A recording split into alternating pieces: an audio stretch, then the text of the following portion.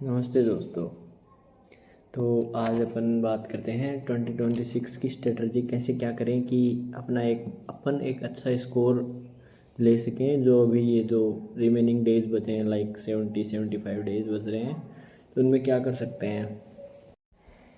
तो बात करते हैं पहले इंग्लिश की। तो इंग्लिश में क्या करना है कि भाई देखो, जब से मैंने एसएससी स्टार्ट करी थी, पहले मैंने कोचिंग करी थी ऑफलाइन। तो उसमें तो कुछ ज़्यादा इंग्लिश मैंने कुछ सीखा नहीं, तो उसके बारे में क्या ही बात करें।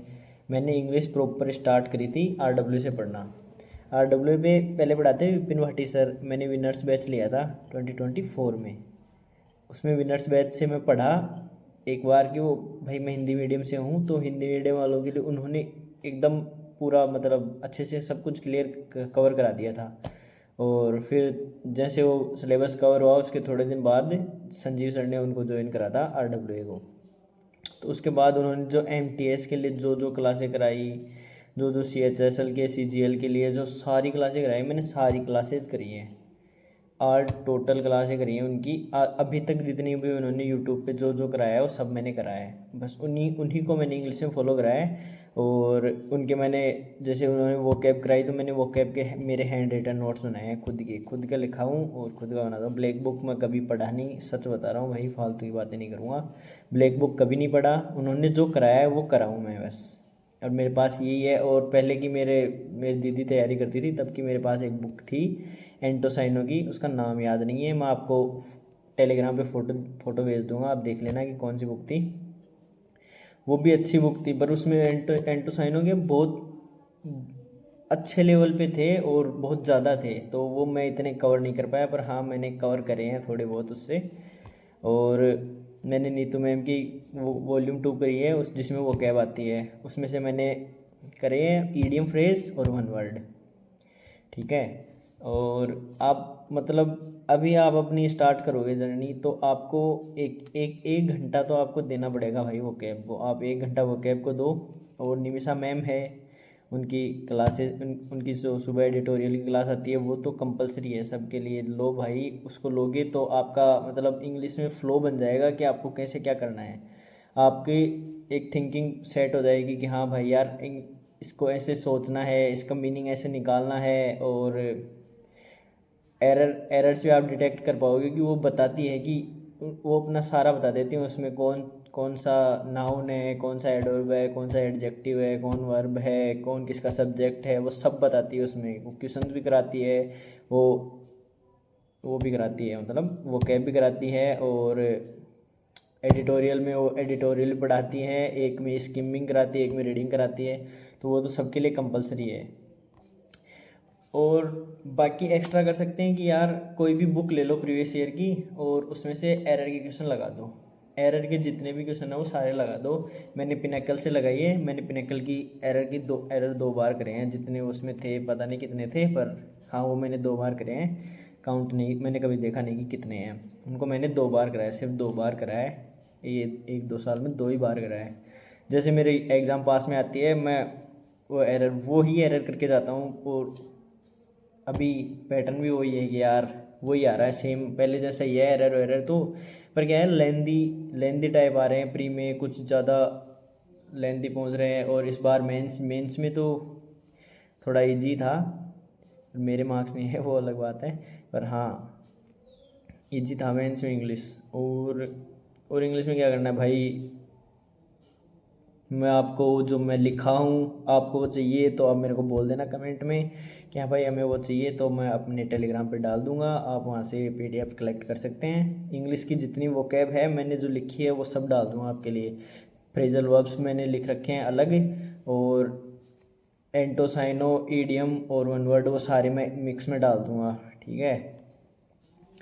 तो इंग्लिश को आपको दिन में 2 घंटे, 1 घंटा तो वो कैब पढ़नी ही पढ़नी है भाई। 1 घंटा तो वो कैब पढ़नी है। आप आधा घंटा या 1 घंटा एरर कर सकते हैं। और क्लासेस देख लो अपनी, 1-2 घंटे की क्लासेस। इंग्लिश का वेटेज बहुत ज़्यादा है, मेंस में 135, प्री में 50। तो इसके लिए आपको एक्स्ट्रा एफर्ट्स लगाने पड़ेंगे। ये तो सबको पता है भाई, एक्स्ट्रा एफर्ट्स लगाओगे तभी जाके इसमें अच्छा स्कोर कर पाओगे। तो इसको मतलब 3-4 घंटे देने हैं पक्के से।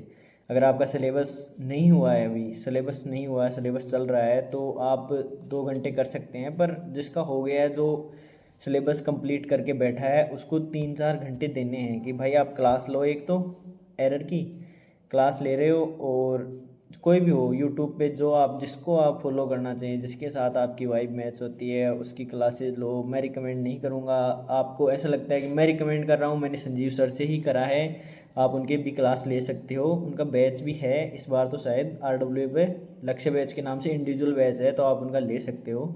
और बाकी आपको खुद जितना खुद रगड़ोगे ना, उतना ही अच्छा स्कोर कर। बात करते हैं मेन मैथ्स के बारे में। मैथ्स का क्या है कि आपको चैप्टर्स का सीक्वेंस पता होना चाहिए भाई। मेन चीज़ है आपको चैप्टर कैसे करने हैं, कैसे आपका एक वो बनाओ चार्ट। आपको पता होना चाहिए कि मेरे को पहले नंबर सिस्टम करना है, LCM HCF करना है, एवरेज करना है। ऐसे एक सीक्वेंस से चैप्टर करो कि आपको आगे वाला चैप्टर पढ़ो तो आपको पता ऐसे पता रहे कि हाँ यार, ये पीछे मैं ये करके आया हूँ, एवरेज करके आया हूँ, तो मेरे को एवरेज निकालना आ रहा है। मैं परसेंटेज करके आया हूँ, तो मेरे को परसेंटेज निकालना आ रहा है। मैं प्रॉफिट लॉस करके आ रहा हूँ, तो मैं मेरे प्रॉफिट निकाल रहा हूँ, लॉस निकाल पा रहा हूँ कि क्या क्या हो रहा है। तो आपको ऐसे एक सीक्वेंस में करना पड़ेगा, और वो मैं सीक्वेंस आपको बता दूंगा, सब कुछ प्रोवाइड करा दूंगा। आप बस मैं बता रहा हूँ, सब फॉलो करते जाओ भाई। और मैथ्स में क्या है कि आपको डेली 30 मिनट, जिसकी कैलकुलेशन थोड़ी वीक है, उसको 30 मिनट कम से कम कैलकुलेशन करनी है। वो तो कंपलसरी है, वो तो करनी पड़ेगी भाई। और मैं मैथ्स के लिए और बता सकता हूँ आपको कि एक मैंने जो फॉलो करी थी, ये मोहित गोयल सर की बुक है, दी हैक बुक के नाम से है ये।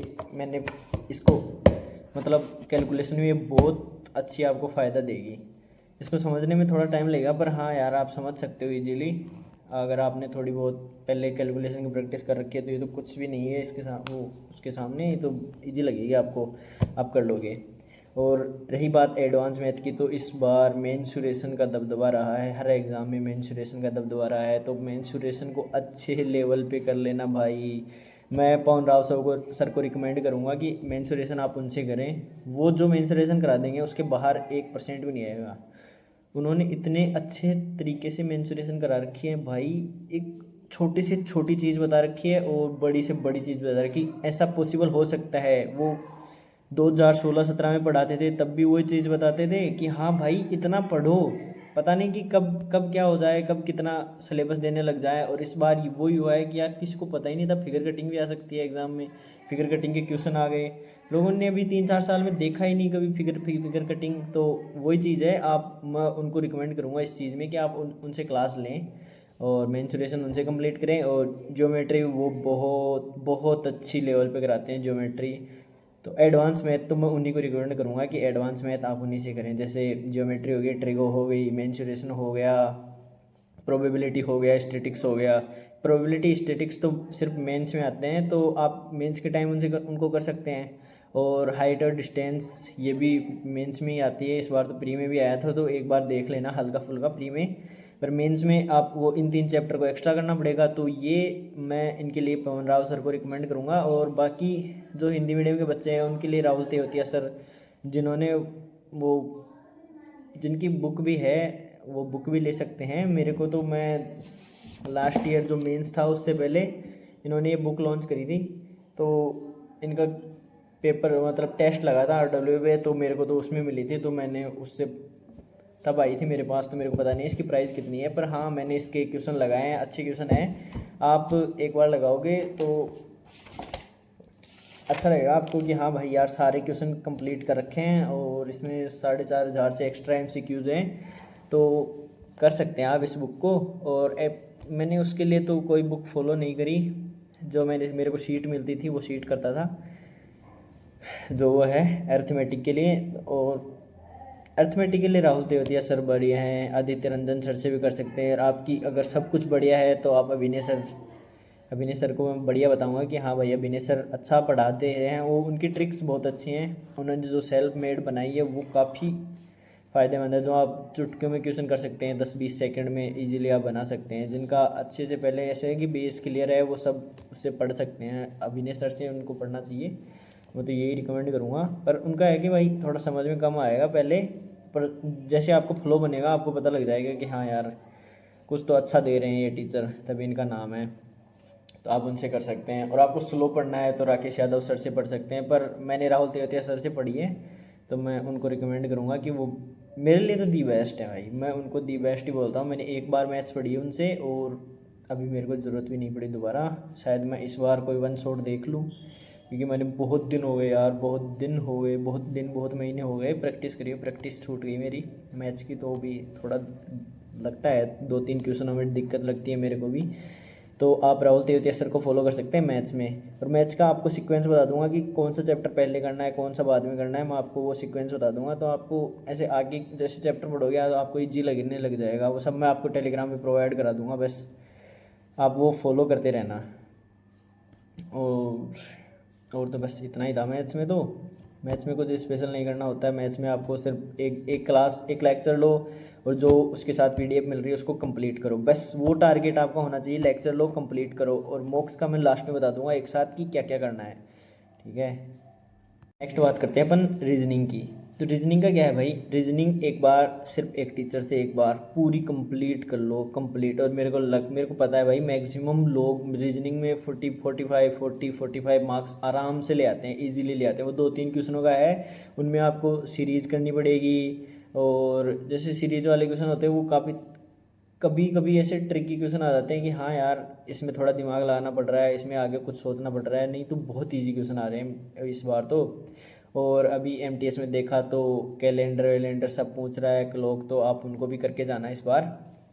थोड़ा सा ध्यान दे लेना इन चीज़ों पे कि पीछे का पैटर्न नहीं रहा ना क्लॉक और कैलेंडर का। तो आप अभी जो नया ट्रेंड आ रहा है क्लॉक कैलेंडर और ये सब, जैसे डाइस हो गया, डाइस में बनाने वाले पूछ लेते हैं कि भाई कैसे कैसे बन रहा है, तो आपको वो कंप्लीट करने हैं। और एक टीचर को फॉलो करो रीजनिंग के लिए, और आप उनसे पढ़ते रहो भाई।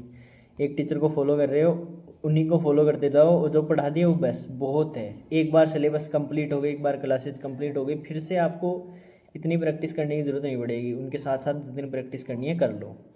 फिर आपको करना है कि सिर्फ आपको मॉक लगाने हैं, आप फुल मॉक भी लगा सकते हो कि फुल मॉक के साथ मैंने रीजनिंग कर ली। रीजनिंग का टारगेट रखो कि भाई 15 मिनट 18 मिनट तो मैक्सिमम 18 मिनट में कंप्लीट हो जाना चाहिए 25 क्वेश्चन। जिसका थोड़ा सा ऐसे कि हाथ तंग रहता है मैथ रीजनिंग में, उसको 18 मिनट बहुत है, 18 मिनट में आपको करनी पड़ेगी। आपको इस सिलेक्शन चाहिए तो 18 मिनट तो इस बार मैंने ज़्यादा बता दिया, क्योंकि इंग्लिश भी थोड़ी लेंथी आई थी प्री में लास्ट ईयर वाली में, और जीके तो पूछो मत कैसा था, वो मैं बता नहीं सकता। मेरी हालत खुद की उसमें बहुत ऐसी है कि यार क्या ही करें। प्री में थी, मेंस में मैंने थोड़ा सा सुधार करा, मेरे अच्छे मार्क्स आए हैं, पर हाँ प्री में मेरी हालत बहुत ख़राब हुई थी इस बार जीके में। तो वो टाइम मैनेजमेंट कैसे होगा, वो ऐसे ही होगा कि भाई उसको करो। रीजनिंग को जितना कम टाइम में सॉल्व कर पाओगे उतना ज़्यादा टाइम आप एक्स्ट्रा सब्जेक्ट मैथ्स में दोगे या इंग्लिश में दोगे। ये जीके तो वही है कि भाई 25 में से 15 क्वेश्चन आ रहे हैं, 12 क्वेश्चन आ रहे हैं, 10 क्वेश्चन आ रहे हैं, बहुत हैं, बहुत 15 क्वेश्चन बहुत होते हैं भाई, बहुत जीके में 15 क्वेश्चन कर लोगे बहुत है। रीजनिंग पर आपको आप 23-24 से नीचे नहीं आ सकते, इतने तो आपको करने पड़ेंगे। मैथ्स में भी मैं आपको बता भाई 21-22 तक अच्छा स्कोर, 22 तक अच्छे क्वेश्चन माने जाएंगे। जैसे हिसाब से मैथ आ रही 2-3 क्वेश्चन अच्छे, तो 22 कर लेगा वो अच्छा है, अच्छा बच्चा है जो पढ़ने में। और रीजनिंग में जो इसने 23-24 तो सब करते हैं इतने, 25 के 25 बहुत लोग 25 के 25 करते हैं, और एक दो गलत भी हो जाता है यार। तो 23 में एक अच्छा स्कोर मान के चलूँगा रीजनिंग में कि 23 क्वेश्चन आपको अच्छे से प्री में करने हैं।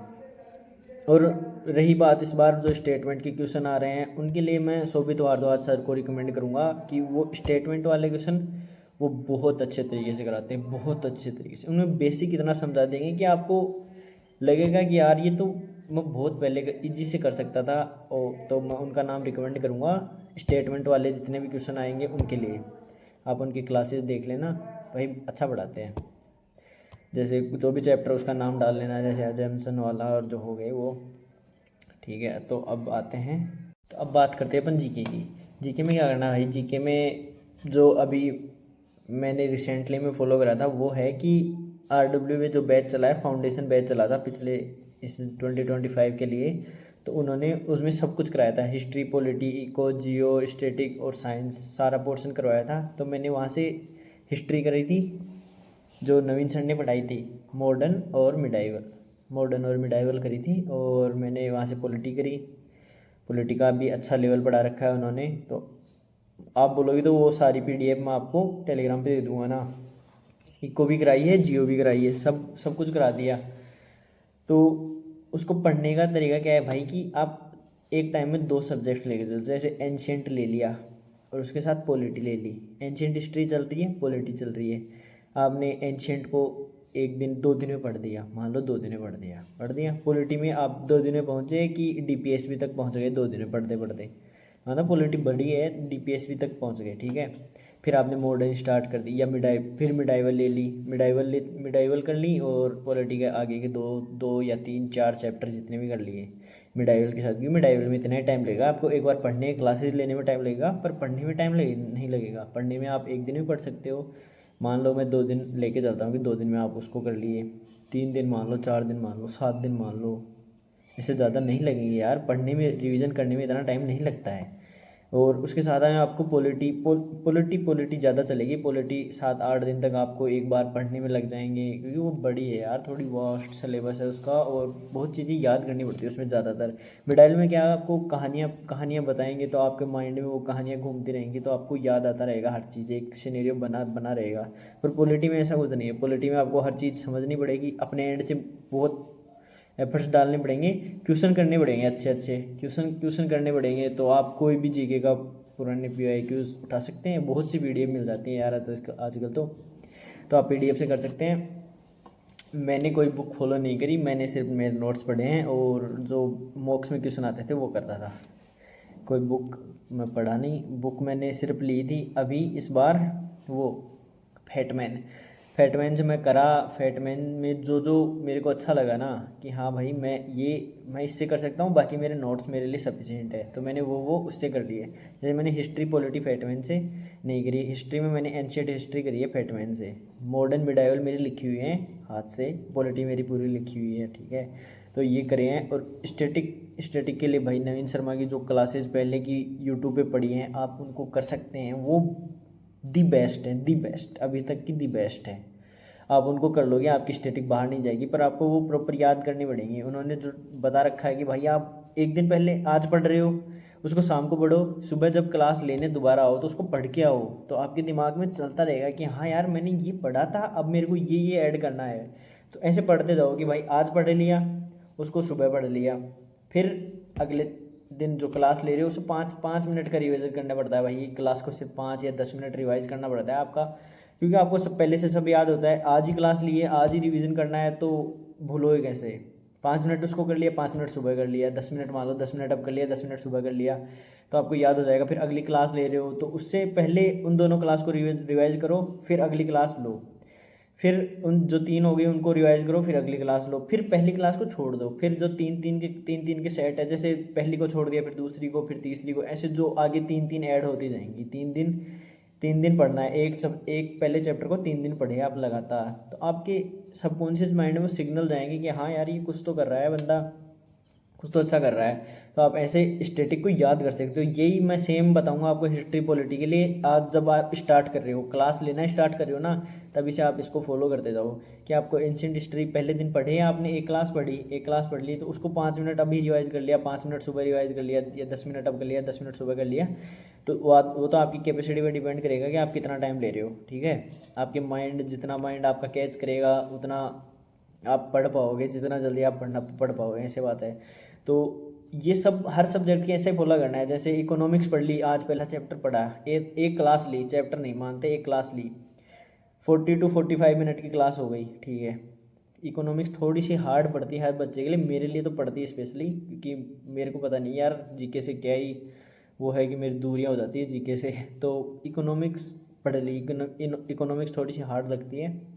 इकोनॉमिक्स पढ़ ली, पहले क्लास ले ली, फिर अगले दिन आओ ना तो उसको रिवाइज करके आओ भाई। इकोनॉमिक्स का बहुत गंदा ये चीज़ है कि आप एक बार में नहीं याद होगी यार, एक बार में नहीं याद होगी। जिसके याद हो जाती है वो तो भगवान मान लेना उसको, कि हाँ भाई एक बार पढ़ा, उसने आज पढ़ी, और वो 20-25-30-40 दिन बाद में आपको बता रहा है कि यार मैंने ये चीज़ पढ़ी थी। आपको हर 15 दिन 10 दिन पे उसको सबको रिवाइज करना पड़ेगा, जीके का ये आप एक महीना छोड़ दोगे तो आपका सब कुछ पीछे का लगभग साफ सा ही मानो कि हाँ भाई यार जीके में बहुत चीज़ें साफ हो जाती हैं, जो याद होनी है, जो बार बार आपकी रिपीटेशन में आती है, वो तो आपको एकदम क्रिस्टल क्लियर होंगी। जो आपने एक दो बार पढ़ी है ना, वो ऐसे दिमाग में से धुंधली हो जाएंगी ना कि आप उसके जगह चार ऑप्शन देखोगे तो आपको चारों सेम लगने लग जाएंगे। मेरी तो ये कंडीशन होती थी कि मेरे को पहला देखा सेम, दूसरा देखा सेम, तीसरा देखा सेम, चौथा देखा ये तो सारे ही सेम हैं। तो ये वो सीन हो जाता है।